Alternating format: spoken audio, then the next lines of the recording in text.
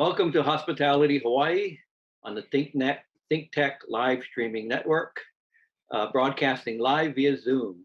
I'm your host, Jon Conching, and this is the first episode of a bi-weekly show featuring individuals from all facets of our visitor industry, including but not limited to hotels, airlines, transportation companies, retail businesses, visitor attractions, and any other business that has been affected by or depends upon the visitors for the support of their livelihood, their employees, and so forth. Now, the shows will be aired every Tuesday or every other Tuesday at 1 p.m. Hawaii Standard Time. And you can always catch the recorded version on ThinkTechHawaii.com or on their YouTube and Facebook channels. So this is the first show. I'm going to read something off. Our talk shows are streamed live on the internet from 12 noon to 5 p.m. every weekday, and earlier shows are streamed all night long on livestream.com. If you want links to our live streams or previous broadcasts, which are available on youtube.com, or if you want to subscribe to our programs or get on our mailing list and get our program advisories, go to thinktechhawaii.com. So now on to the show. My first guest, I am pleased to welcome Mr. Jerry Gibson, whose current role is Vice President, BRE Hotels and Resorts. Now, before we bring Jerry on, I'd like to tell you a little bit about Jerry. Jerry is a veteran of the industry, having spent over 40 plus years, primarily in hotels, and most of it in Hawaii with Hyatt and Hilton. But Jerry also worked in Las Vegas, New York, and before relocating back to Hawaii in 2008, he was previously in charge of the Hyatt properties in Chicago. Now, in recent years, in addition to his primary work with hotel companies and management companies, Jerry has been actively engaged with other issues involving our industry, most recently, the very controversial Bill 89, which changed the vacation rental industry, which had literally exploded throughout the world, including Hawaii after the Great Recession. That facet of the business has always been part of the Hawaii industry, but with the advent of online companies like Airbnb and VRBO and many, many others, that business really exploded.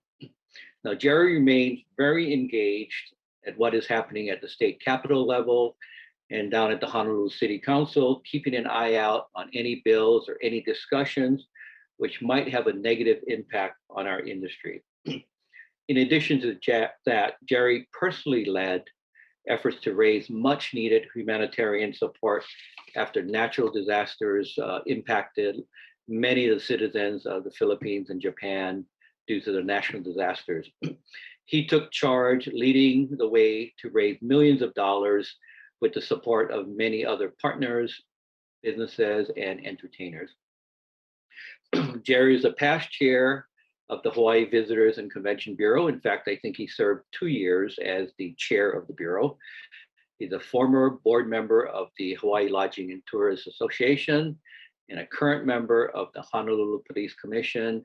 And with our new Mayor Blangiardi, Jerry is an active involvement on the Mayor's Advisory Committee. Welcome, Jerry. It's always great to see you, and I appreciate that you took the time to share some of your thoughts with the audience.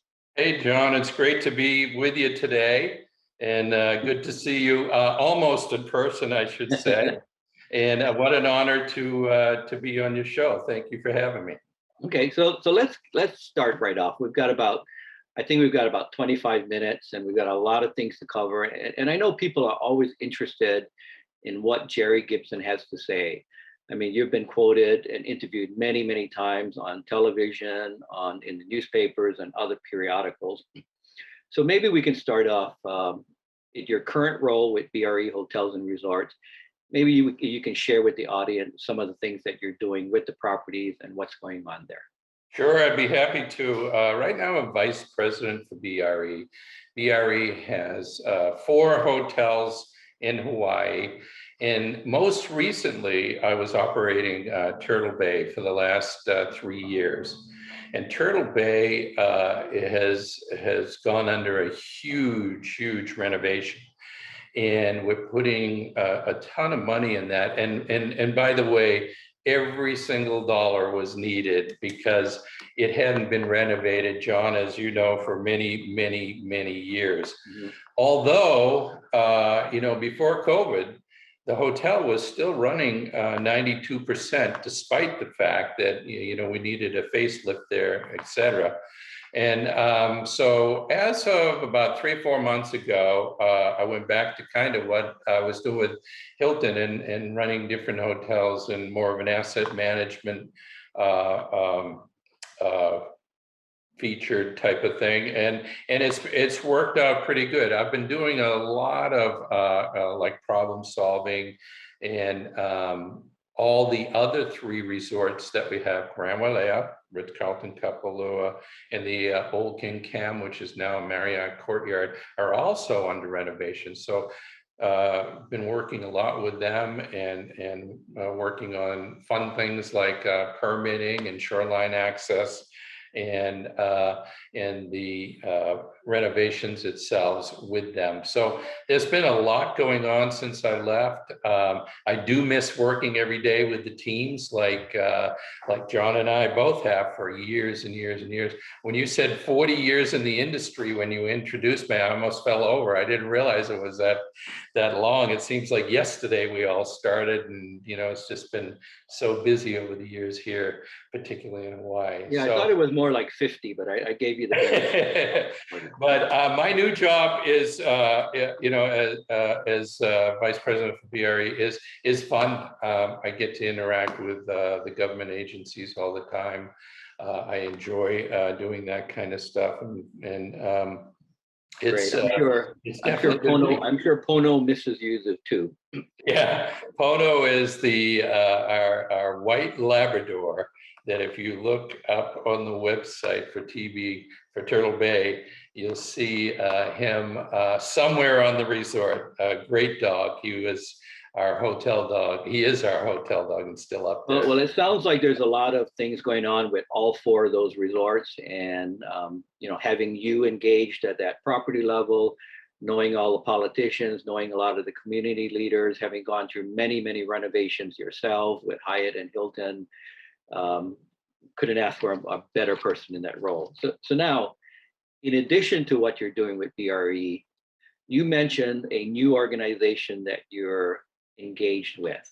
Can you share a little bit about that organization and why there was a need for this other organization? I think in many cities across the United States, there's several hotel organizations, and certainly we've had HLTA over the years for many years. But what we needed was an organization that was maniacal about concentrating on various levels of importance with the hotels in Hawaii. And so we created Hawaii Hotel Alliance, which is aligned with AHLA. And it was very important that we were aligned with AHLA because we get a lot of information, trending, and different information from international and national through AHLA.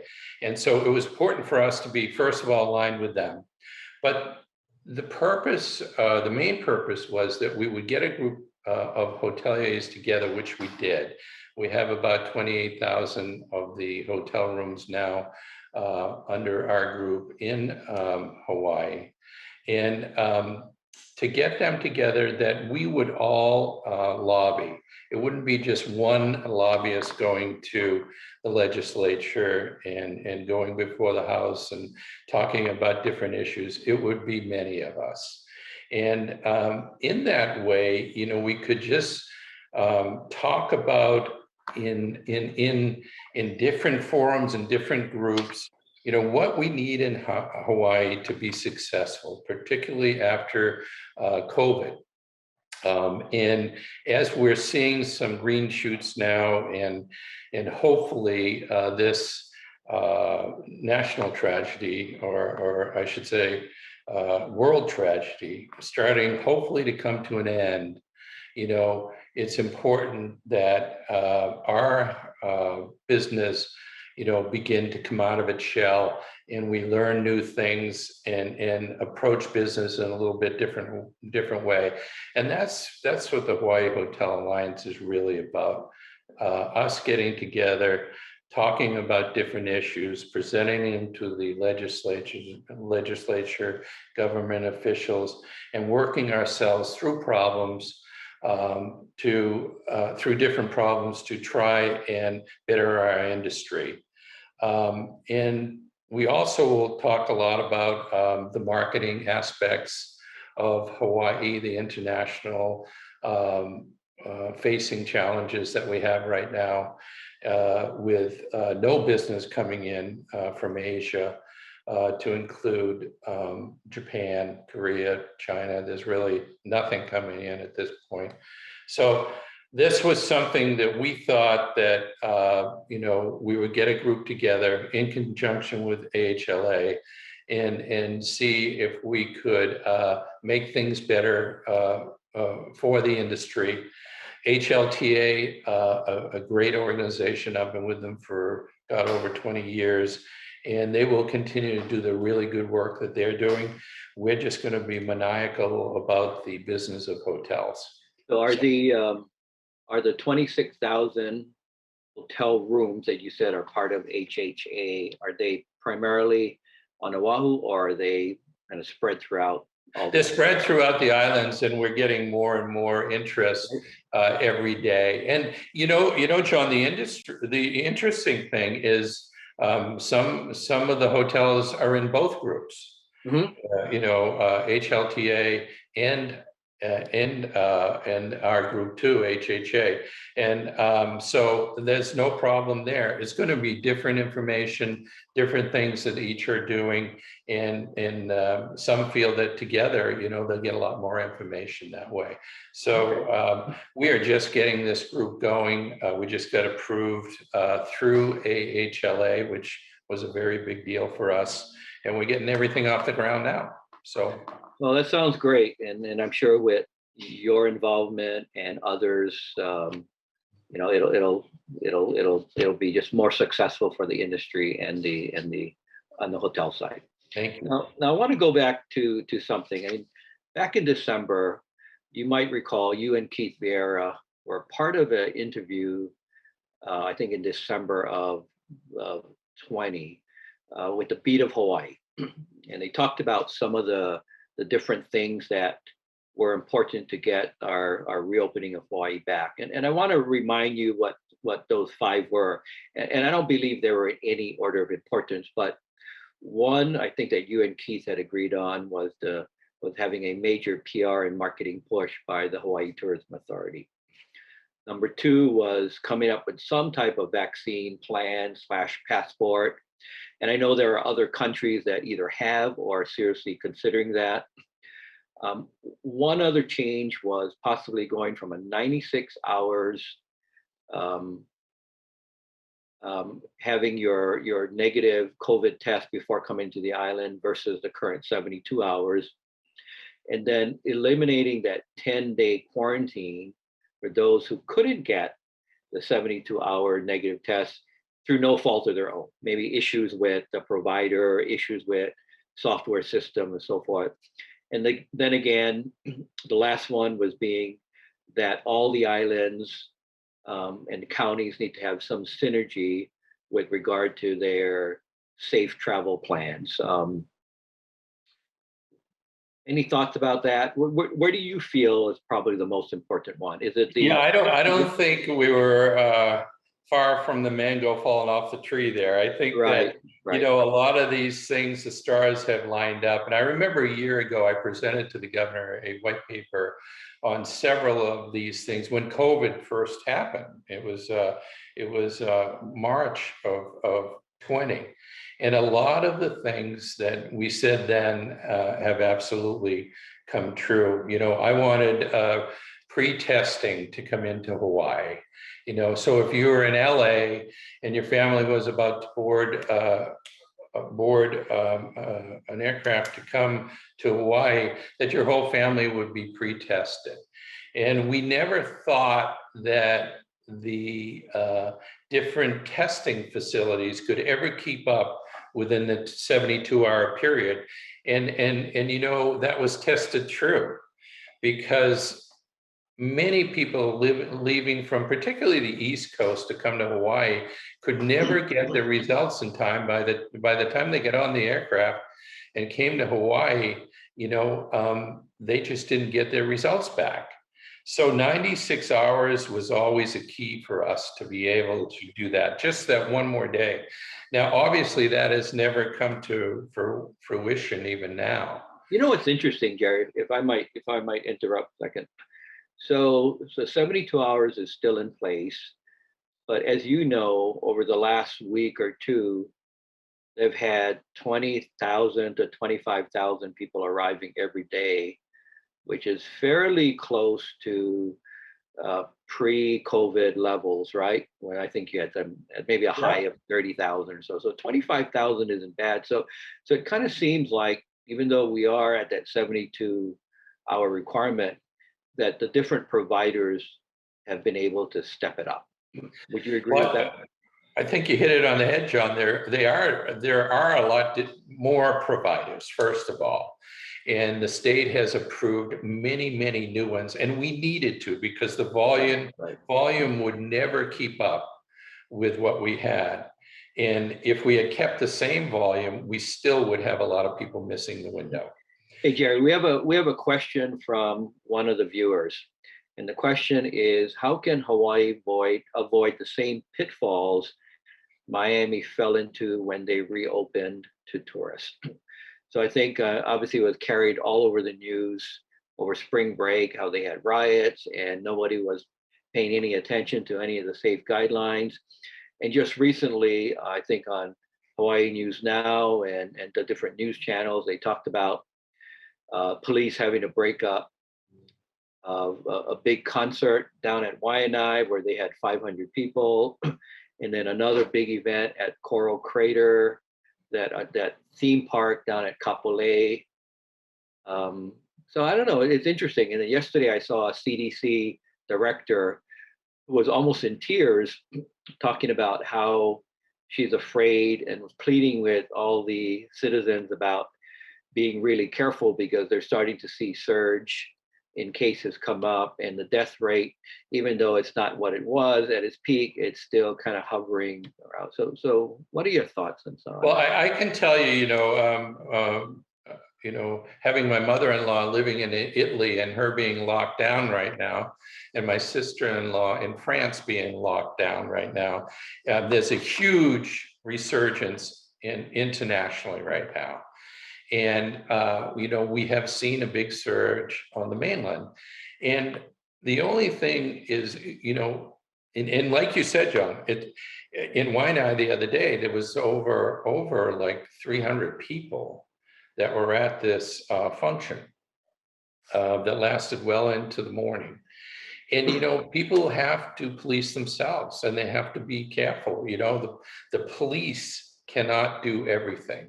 Mm-hmm. And, if we're not doing that, shame on us, because we're going to really, really, particularly in Hawaii, where we are a one-arm economic engine, we really are. We have tourism, we have military, and sometimes we have construction.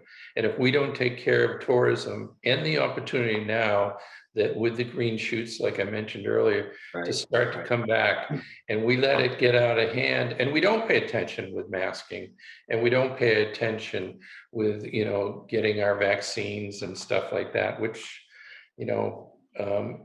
I look at as a great opportunity to get herd mentality, et cetera, here in Hawaii. Right. We've done a fairly good job, but when we have instances like you mentioned in Waianae, that kind of is very, very upsetting.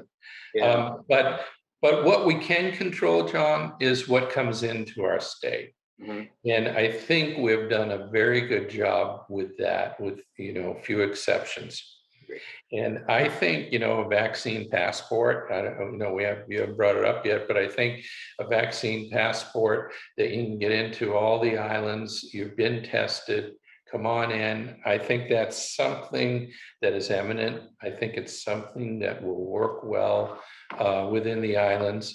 But the fact that you've been tested, a great thing. If you haven't been tested, and you come in uh, positive, we probably should provide more opportunity than just the 10-day quarantine. We should be able to test right then and there at the airport just to make sure people are either positive or negative. If positive, we have to provide that place for them, Okay. which we have done, Hey, we've got about maybe 7 minutes left. I want to ask you an important question, and it's something you and I have talked about a little bit in our normal discussion.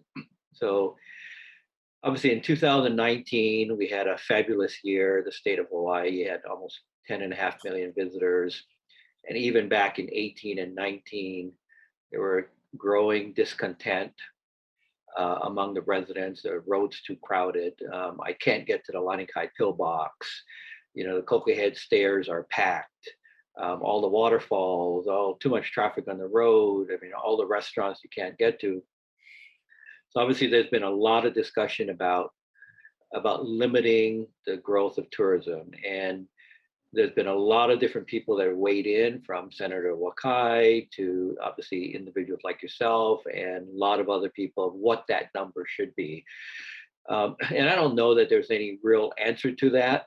And it's probably not something we need to worry about in 2021 and maybe even 2022, as the recovery stage will take a few years to get back. But things seem to be better than anticipated. Seems like things are demand for Hawaii is growing faster than Smith Travel Research that does the Star Report.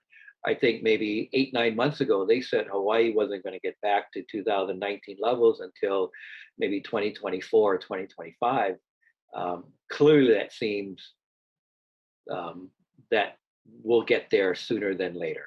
So the question is, how do we find that right balance between satisfying the owners and investors who continue, like BRE, who continue to invest hundreds of $millions to upgrade their properties and maybe even build new properties or timeshare, shopping centers, to get more people to stay in their hotels, yet be sensitive to the residents who don't want 10.5 million visitors. And I don't know that there's an answer to it, but what are some of your thoughts around that? I'll tell you right now, that the sentiment, even throughout COVID and for the last year, has really not been good to for our local residents feel that they don't want tourism back as strong as it was, for sure. I mean, 9 years ago, we were at 76% positive. Right now, we're at about 35 to 40%. It is going up a little bit.